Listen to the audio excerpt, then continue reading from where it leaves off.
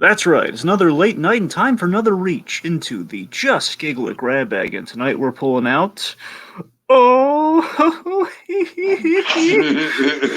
it's Broseph, man. Oh, dragon, you sly devil, you! Just Giggle It sketch number 22. How we doing tonight? Oh, I'm delighted, dragon. I am tickled pink by this one. That's right, folks. Of course, we're covering this as part of the next leg in our journey for the Saga of Sagaar. Yes, indeed. Once again, Sagar kind of plays the straight man in the sketch. I feel like that's kind of his lot in life, dragon. But he does it. He does it with honor, man. He does it. He does it proudly. Yep, to entertain with honor. I believe that's carved somewhere. Like you got Ponciooo rolling around on the desk on the office chair, just like making a fool out of himself, and then Sagar's just a straight man, baby. He's there to catch all of Poncioo's laughs. He's the generous scene partner, man. Basically, if Poncioo's the little rubber ball, then Sagaar he's the paddle for the for the paddle ball, if you will. Oh God, I hope these analogies are actually flattering. Why, how is that not flat? Well, because it's a function. Again, you have like you have the bouncing object, and you have again the thing that's putting it into play. It's a very apt analogy. All right, all right, I get you, I get Paddle you. is the ultimate symbol of childhood joy. I mean, until you hit yourself on the head, but same difference. Anyway. Okay, regardless, yes, we're finally tackling Broseph, and I gotta tell you, Tiki, this is one I've been waiting to get to for a while, and I think one Just Giggle's been waiting for us to get to for a while too. We've kind of put it away for a rainy day, and of course that rainy day happened to fall during the Saga of Sagaar. It also happened to fall during a 102-degree day that I had to work out in the heat. Hmm. But hey, you know what? It's fine. We're here to do this. I'm ready to go, Dragon. Let's break it down. But wait, first, Dragon, this is kind of an unconventional take on the inner workings of office relationships, right? Yes. Well, what is an unconventional take on something else that the good people might like? As a matter of fact, I'm sorry, I know a better way to type. Take two, Dragon, take two. So, Dragon, what movie just went on sale the other day? Tickets to it. A little indie movie, one might say, a little movie called Joker. That's right, but you know what, Dragon Joker, as much as we're all looking forward to it, it's proto Joker, man. It's kind of like Joaquin Phoenix building up to Joker, and we don't even know how full fledged the Joker he's going to be. There's a lot of questions surrounding the Joker. Don't get me wrong, I'm excited to see it, and we'll definitely be covering it on the podcast. But Dragon, I believe the good folks at Just Giggle It have crafted a Joker, a people's Joker, if you will, that's kind of like a comic book and animated Joker, sort of. It's kind of the Joker incarnate, Dragon. Would you like to tell the good folks about it? Folks, if you're looking for when the characters we love so much kind of take a life of their own and enter the world that we see ourselves inhabit, look no further. You're going to look for October 3rd or 4th, depending when you're going to see the movie. It's so far away, and you know what? Sometimes we need to remind ourselves what the best what the best version of of kind of our loves are, and you want to go into that movie a little refresh on who the Joker is before you see how we kind of deconstruct him and break him down and kind of build him back up again. Before we do that, you got to see how the Joker is when done right. And folks, look no further than Harley Quinn the Joker versus the real world, where you can find on Just Giggle It. Oh, yeah. But specifically, episode 5. That's right, folks. I'm not just saying watch the first episode because you're gonna watch the first episode because you want to know. I'm not just gonna jump into 5 without knowing what's going on. That's fair enough. You can go to 5 honestly, but let's just play your game. I'm gonna play your game. All right.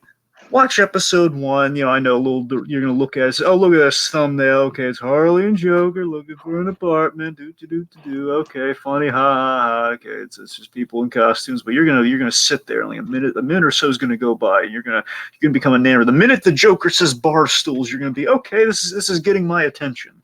And then you're going to be wrapped into it. You're going to meet this character called Odyssey. You're going to wrapped up in the whole story of it all. The moment, I won't tell you what happens because you've got to check this out for yourself, man. You're going to watch it. You're going to be blown away. Okay, I'm becoming increasingly engrossed in this. And by the end, you're going to be absolutely hooked. You're going to check out the next episode and the next because it gets progressively better and bigger in scope. And then you're going to get to episode 5 and then you're going to be blown away and say, how can it get more better? How can it get any better than this? And then you're going to realize there's nothing there right now.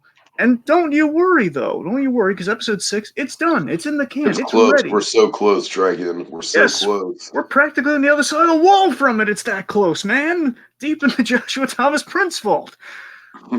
Regardless, folks, seriously, episode 6, it's ready and waiting, and you know what's waiting for? It's waiting for episode 5 to get to 1 million views. It's already more than halfway there. You just gotta watch it. Importantly, you gotta spread it around. For all we know, it might be coming sooner. But again, if you're paranoid about, oh man, I don't know if it's gonna come soon, because again, so a recent awesome trailer mashup that came out on Just Giggle advertising episode 6. Which was really good. Now you saw this, right? We haven't quite talked about it. Oh my god, it blew me away, yeah. That it did. Just simply one of the most amazing things editing-wise Joshua Thomas has done. Of course, helped by the great marketing of the Joker film. Don't get me wrong, but still, I gotta tell you, I'm a connoisseur of mashups. I have a whole playlist full of the best mashups and recuts that I can find. I love when they do these sorts of things. Exactly what Just Giggle did. When you take the original audio, but you have like kind of the style. I love when you in the style of a trailer. That's my favorite version. Scary Mary Poppins. Sure, something like that. and that's what I'm saying. I love Shiny in a romantic comedy. So this video that it was absolutely up my alley, and just everything I could have everything I could have asked for, and it was just great. And again, it was great seeing this a proper representation of the Joker, along with just this great marketing campaign we've gotten with the Joker movies. Like it was a marriage made in heaven of 2 wonderful representations of the Joker. Fingers crossed for once the Joaquin Phoenix Joker comes out. I'm hopeful. Regardless, folks, you're gonna watch. You're gonna be hooked. You watch that little teaser, you're gonna be even more hooked. Episode 6 comes out, and believe me, folks. Episode 7 is the one you're gonna need in the tissue box, or you're gonna weep at the beauty of this thing. No spoilers, Dragon. No spoilers. Hey, I won't say anything about it, but trust me, folks. I haven't even seen a lick of footage of this. I just had it described to me by one of the actors, and I'm already sold on episode 7 being the best one yet. But the only way we're gonna get any of that, 6, 7 more. The only way we're gonna get that is if you watch episode 5. You get it to 1 million views. Spread the word. More importantly. All right, and before we dive into this, a little bit of background on Broseph. Hey, come at me, bro. Sif. This, as you can guess, was written, directed, and edited by Joshua Thomas. He's got 1 foot on the dock and 1 foot on a rocky boat. Man of many hats. I'd go for the Mad Hatter analogy. He goes for the Pirates of the Caribbean analogy. Regardless, so he of course he wore many hats on this one. Of course, the cell lines. Every office has that guy. Pretty much. Oh man. I can't according from the source of Just Giggle itself. So apparently, of course, we like to also do with the whole Saga of Sagaar of it all here, as well as this kind of track the progression of Sagaar as an actor within these sketches here. And there's kind of progression the way we've laid him out here. So at this stage in the game, I kind of hinted a little bit about this in Bust Stop, but because it actually applies to this, you'll notice Sagaar and Alex Ponciooo just have this remarkable chemistry with each other. They're an ingenious pair. Like I said, they have like this kind of like straight man and wacky man chemistry. You know what I mean? Exactly. The straight man, the comedian, your classic. Yeah. Classic pairing. And what's great about this, you'll notice like the trio just trio early on, of course, Sagaar, as we mentioned in the previous installment, Sagaar very much, he was kind of an actor who kind of took, kind of relished in his principles of, I'm not going to be put in this box of typecasting, so I'm not going to play Hollywood's game. I'm going to do things on my own. And then, of course, he found Just Giggle, which kind of gave him roles, and he was a little reluctant at first, kind of being like an extra here and there. But over time, he's just becoming increasingly getting more and more focused, more and more present in the videos, and I would like to infer that he's getting more into it over time, getting more comfortable. And one of the big signatures of this, of course, him being a roommate of Joshua Thomas, he's very much paired up with kind of the original trio, as it were. You have Ponciooo, you have Joshua Thomas, and you have Sagaar himself. Like these 3 guys, very localized, very much kind of in the neighborhood. One could say. hey, let's do some sketches together. And of course, Joshua Thomas, being the smart guy that he is, he kind of sees, man, these two could really play off each other very well, and that's kind of the logic here. Where okay, I'm going to put them together in this sketch and really have them play off each other, straight man comedian. Yeah, definitely. It is very much based off, kind of a guy at the. This is based on a true story. I would infer that it was Joshua Thomas who had this experience, but I don't know. Might have been somebody else. The idea For of all we know, Joshua Thomas could have been the Ponciooo character. I don't think so, but I don't know. I would imagine Joshua Thomas is the guy being is the friend of Broseph's here. All right. Anyway, so a little thing here. Again, we kind of mentioned Straight Man the comedian. There's a little bit of a Lou Costello element to this one. One last big tidbit here. So apparently Ponciooo, just the concept. Of course, Ponciooo was on fire in this sketch. Can we agree?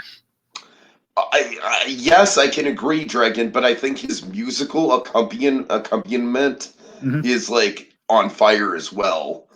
The music in this is like the silliest. I don't know if it's stock music or what. I assume it is, but it's placed so well in the sketch. It's just hilarious. That it is, and Kind of like that cartoony, like tiptoe sneaking around music. yes.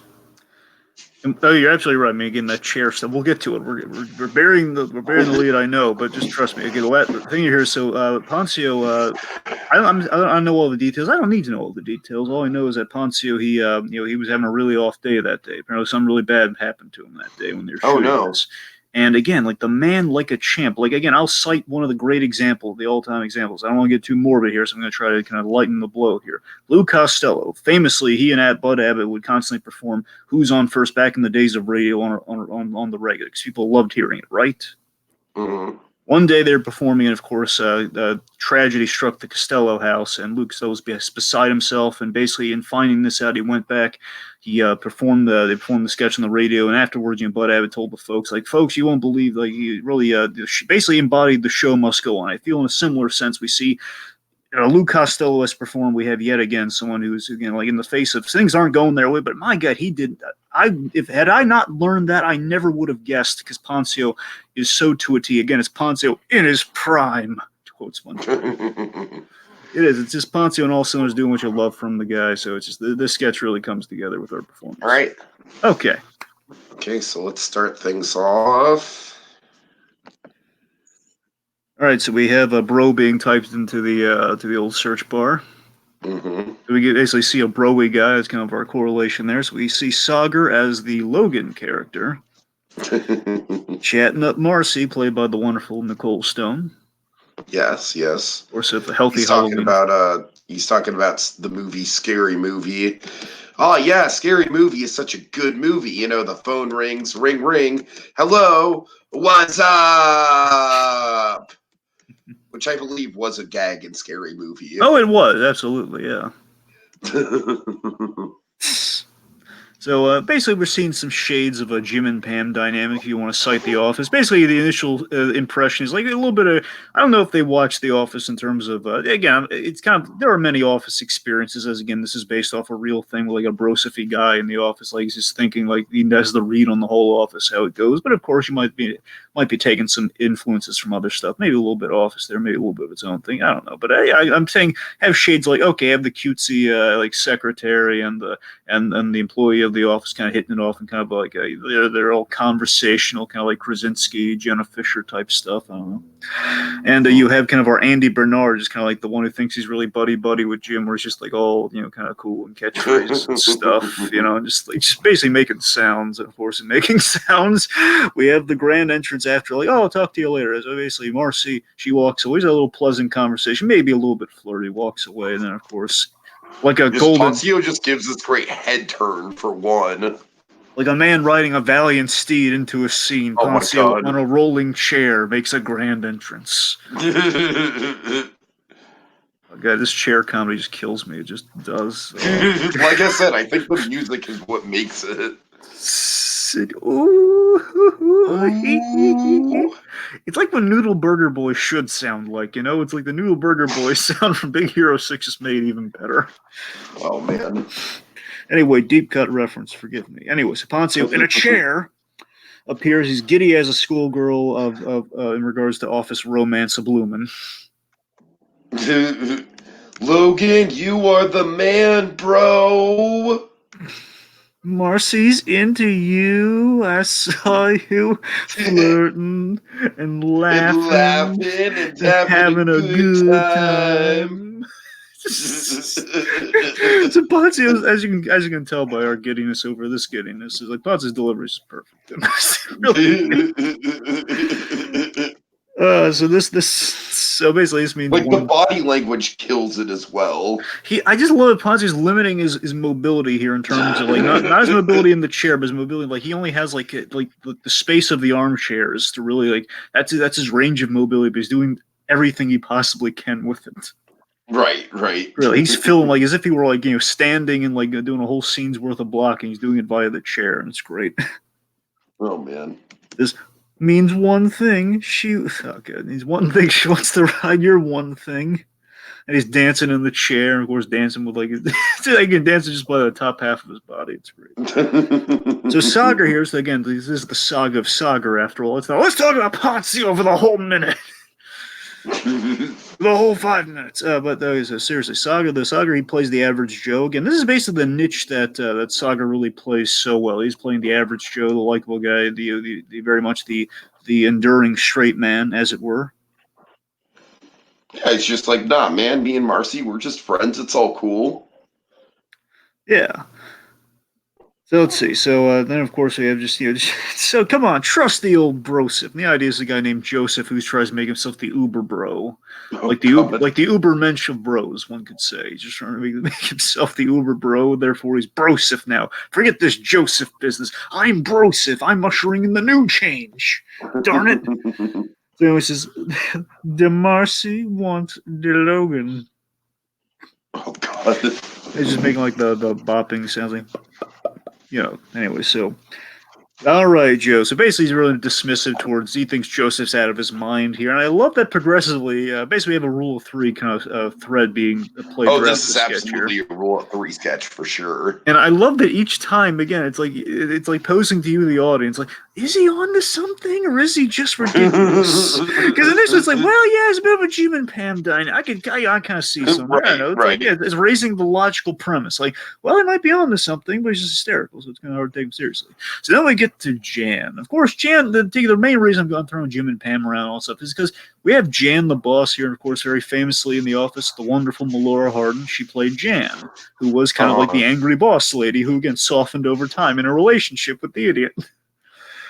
So with the idiot in the form of Michael Scott. So we kind of have a little bit of that here. I don't know. I'm reading into it, of course, by all means. Could be a complete coincidence. Jan. Anyway, so Jan, played by the wonderful Jamie Cox. Oh god. What's she doing? She's basically chewing out Sagar over not refilling the coffee pot because she saw him walk out with a cup of coffee and she knows it was him. He had coffee pot's empty. Boy, I love the mundanity of this conversation. She's getting so angry over something so stupid.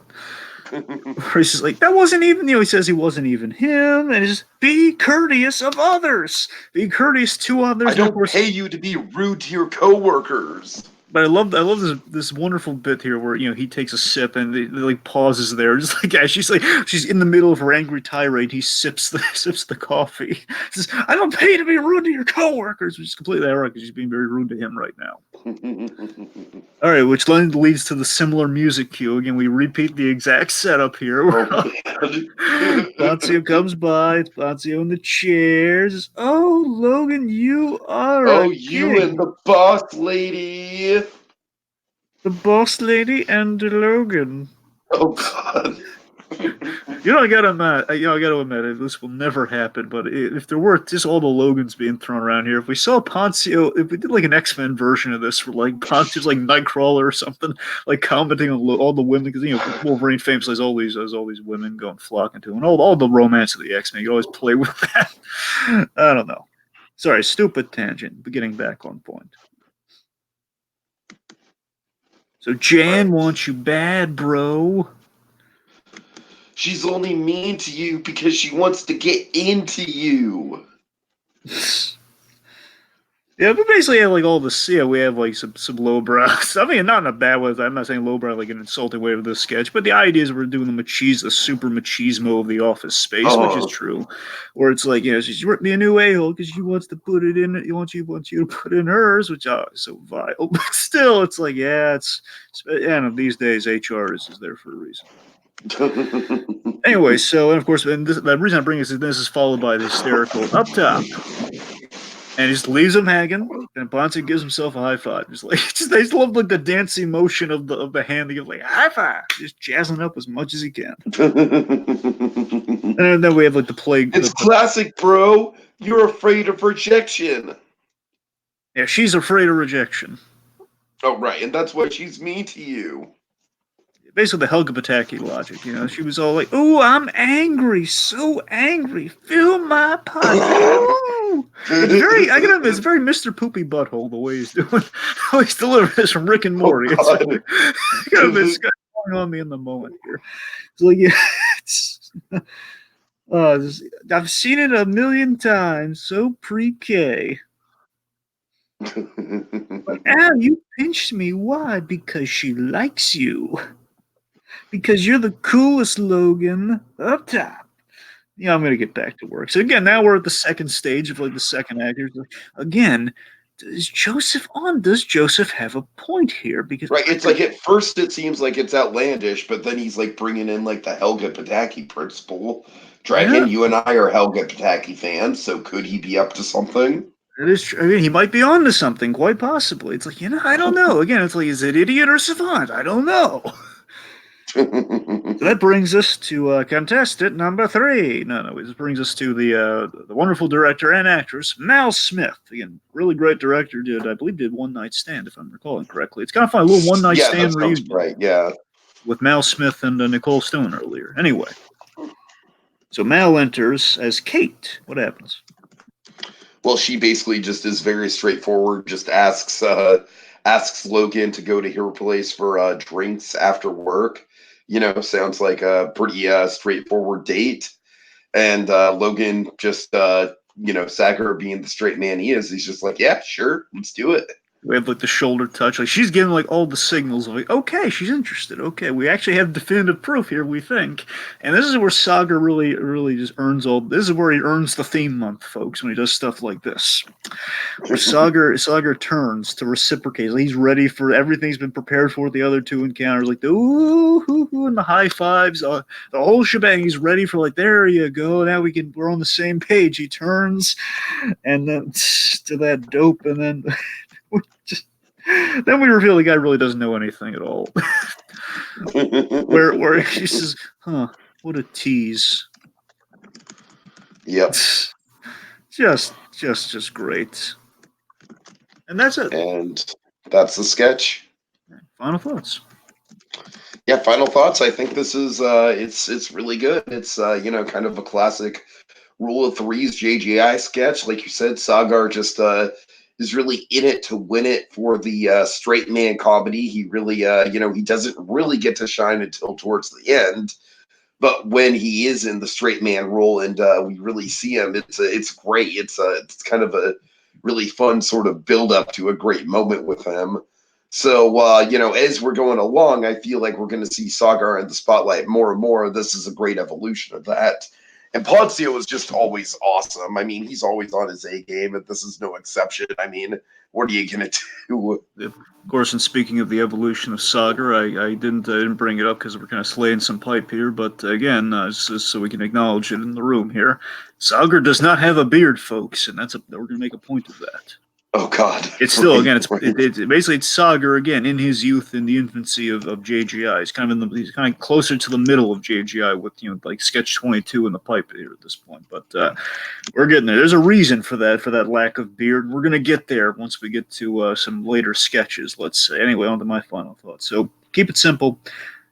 Of course, this is a Ponciooo slam dunk. It's a solid blueprint for a JGI comedy sketch. I love it that it's not necessarily like the Spinal Tap approach that JGI always does, but it's like usually with JGI it's either going to be the Spinal Tap approach or it's going to be this, where this is we're taking like a comedy, like a rule of comedy, which in this case the rule of three. We're going to take the rule of three and just general some office romance stuff as kind of our premise, and we're going to you're basically repackaging it in the JGI way. We're going to have like a clever reinvention of it in some way, shape, or form. So we're going to take the rule of three. We're going to make it our own. Just instead of like being a huge payoff, it's going to be kind of like a kind of an anti-climax, but it's going to play really well. And we use Saga to deliver that payoff, and also as a way of balancing out Ponciooo. And as I've said from the beginning, if there's a comparison within our JGI players, as we like to do with these theme seasons, again, Sipka's the cavalry, Katie Mary Garland, she's very much the safety net, and we get to Saga. Saga's the glue. Saga is the glue. If you take him out of the equation in the sketch, the whole thing falters. Just Ponciooo, just kind of is basically playing to a wall, and it won't play. You need him to play off of somebody else. You can't just have Ponciooo being funny by himself. It's not going to play. Yeah, good point. All right. All right, so that does it for this installment, this leg of the journey within the Saga of Sagaar, until the next thrilling installment of the JGI Grab Bag. Ooh, dragon, you sly devil, you! Ooh, ooh, ooh.